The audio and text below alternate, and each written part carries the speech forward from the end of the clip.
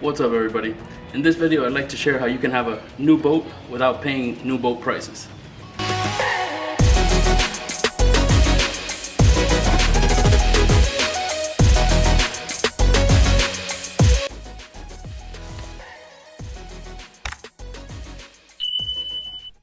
In this video I'd like to share the cost of rebuilding an older hull versus buying a new boat with a similar setup. There's absolutely nothing wrong with buying a new boat, but you do have to be prepared to drop quite a bit of money. Rebuilding an older hull is a great way to save some money or spend some money in the right ways. Basically, you can set up your hull designed just for you and how you like to fish.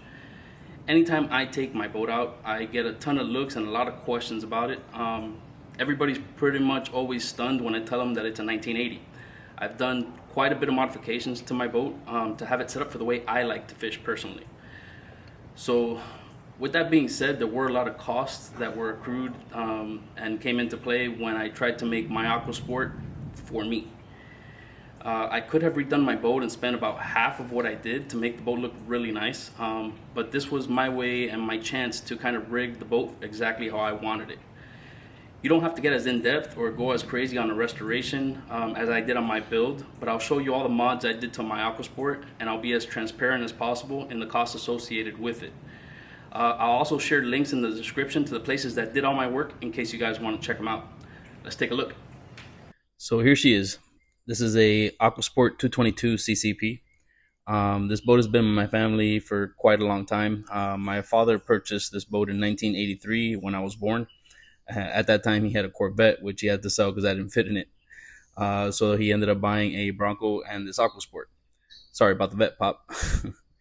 I had this boat painted in a two-tone haze gray to match my Maverick and snow white bottom.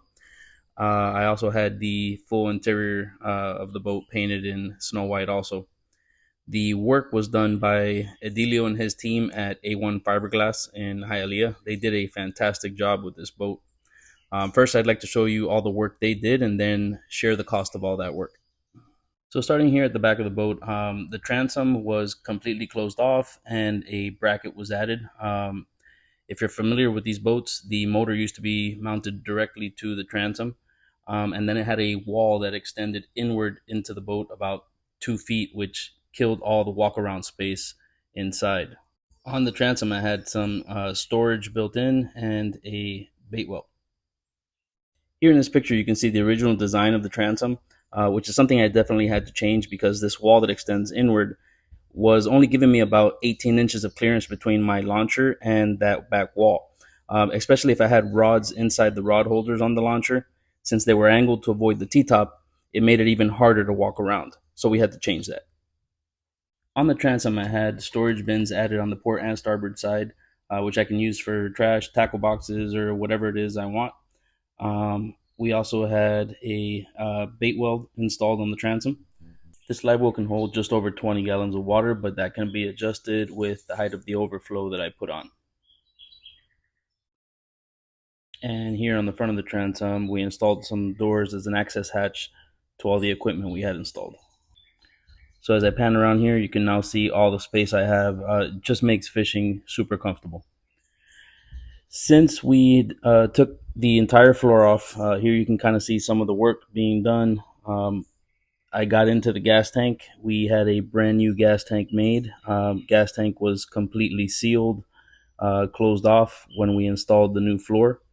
This was a custom fabricated tank and can hold 120 gallons of gas. This lower hatch was fabricated and installed to get access to the bilge and bait well pumps. Walking over to the front of the boat, initially this had a huge coffin box here on the front, and I needed storage space, so I had to find a way, if I eliminated that, to gain some space. So I had Edilio create these hatches in the floor for forward storage. Here you can see my forward storage, and then I also had a fish box completely insulated, also installed. This thing can hold ice for a couple days. It's actually pretty awesome what he did with this fish box.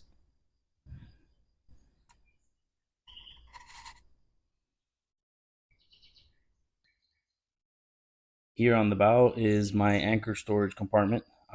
Initially, we never had access on the top of the bow, so I wanted to make something that was a bit nicer. Before, we used to have a notch that I cut out on the top of the door around here, and we would roll the rope over. But this makes it so much easier to be able to open a hatch, pull my anchor out, toss it out, close it back down. Everything is clean out of the way. Definitely something that I'm glad I added. Not only is it just more aesthetically pleasing, the functionality of it is fantastic.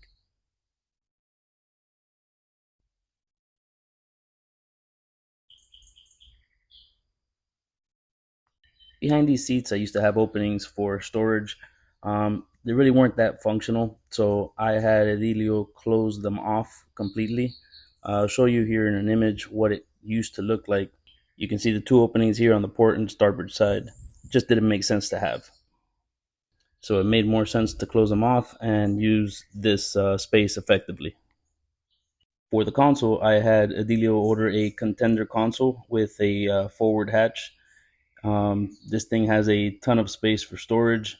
I also had a Contender launcher with bait well ordered. This bait well can hold about 45 gallons of water. Looks pretty awesome when it's blacked out. But yeah, this was an awesome add-on to the boat because it gave me storage, and it also actually created more room because of all the space for rods that I have here on the console. Over on the front of the console, I chose the hatch that has a seat. We just had to modify the hatch to open the fish box because of the extension of the seat. I wanted it to be able to open all the way up without interfering with the seat.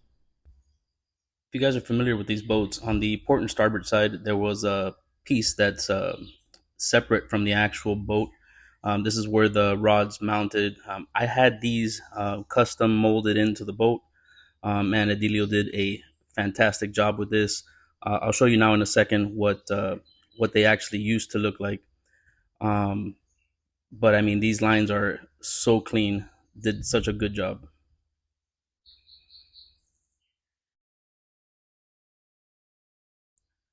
So you can see here, this is an additional piece, and this is where we were deciding how we wanted to mold them into the boat. Um, he had these completely redone also, and then we just decided to mold it into a way where it looks like it's all one piece. And you can see here, I mean, it just looks like it came out of factory like this. So this was all the work done by A1 Fiberglass, Edilio and his team, and it totaled to about $30,000. Now looking at the T-top, I had an idea in mind, and JC over at Marine Welding knocked it out of the park. I've always wanted a second station, and since I was rebuilding, I figured why not. The box for the second station I had purchased at a marine fabricator in Hialeah for 650 bucks. Um, it looked perfect, and it's exactly what I needed. The T top came out to around $5,800 without the cushions. Having a second station is not something you need, and would have really lowered the cost of the build. But when I compared to buying a new boat with these options, it just made sense for me.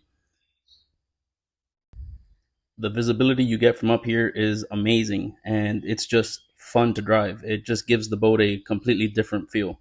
I can't have asked for anything better.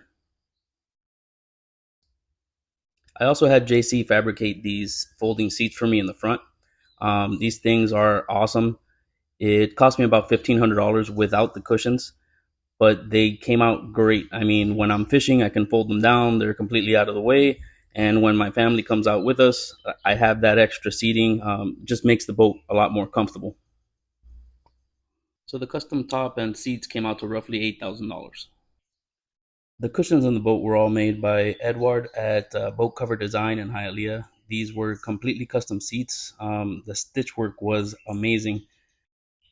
For the backrest of the helm seat, I wanted something designed that can be taken on and off, just depending on what I'm doing that day. So we used the rod holders on the sides of the bait well To get these poles, they fold away. Basically, I can take this off while I'm out there, fold it up and stick it in the console, or I can leave it at home depending on what I'm doing that day. Here's a look at it without the backrest.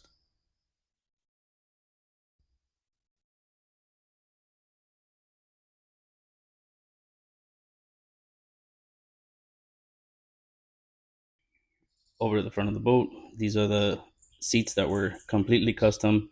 Again, he came out, made a template, and fabricated these seats. They just came out great. They're super comfortable, very plush. I don't think I've ever had somebody do such good cushion work on my boat before. Looking at the seats for the top station, I mean, this just blew me away. Again, this is something where he came in and had to completely make a custom template. There was no design here. He did this from scratch and it came out so comfortable. All the cushion work came out to around $3,000, which is a great price compared to some of the estimates I got for close to 11,000. Now we'll be taking a look at all the work done by Jack and his team over at Seapower. Check out this wiring. I don't think I've seen anything so beautiful. I mean, everything is out of the way, clean, neat, organized. My wiring had never looked like this before. Um, I mean, I can't say enough about these guys. They did a fantastic job. This is the C Star throttle system we decided to go with in case I ever decide to repower. I can still use it. Had two bait wheel pumps installed so that we can work each one individually. Had two bilges with floats also installed.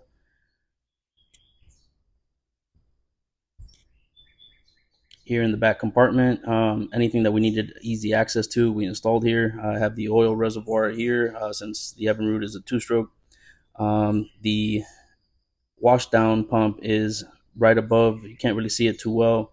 It's just everything back here has super easy access. Here's a look at the C-Star electronic throttle. These things work great. Switches, panels, all plexi on the boat was done by Jack. Here in the second station, I got a 9-inch Garmin screen. Here you can see the throttle, tilt steering. Lower station, I have two 9-inch units, both Garmin. We went with a Fusion radio.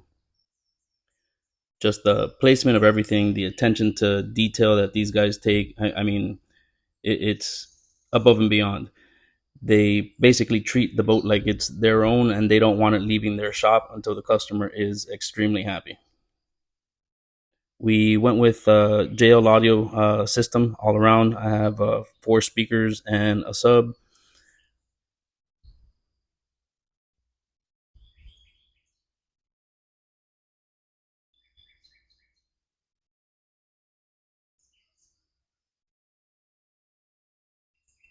Jack also installed all the lighting. Here's the forward spreader. It's a black oak LED. This thing is bright as heck. Here in the center, we have a map light. This is a dual function. It has 2 outer white lights and a center blue light. So it just depends on how you want to use it. These are also dual function spreaders here in the T-top. They're white and blue. I went with Gemlux outriggers. These things make fishing so easy and fun. I have the 18-foot telescoping poles. These were a great add-on because I can also use the poles to connect the shade to, which I can use for the rear or front of the boat. Here you can take a quick look at the folding anchor light that we had installed. This little thing is awesome. Put it out of the way when you don't need it. All this is pretty much the reason why I think it's so much better to build a boat out of a hole that you like. You can design it exactly how you want. Here in the rear for the underwater lights, we installed these lights. They're insanely bright. It's crazy. You turn them on and the bait just swells up behind the boat.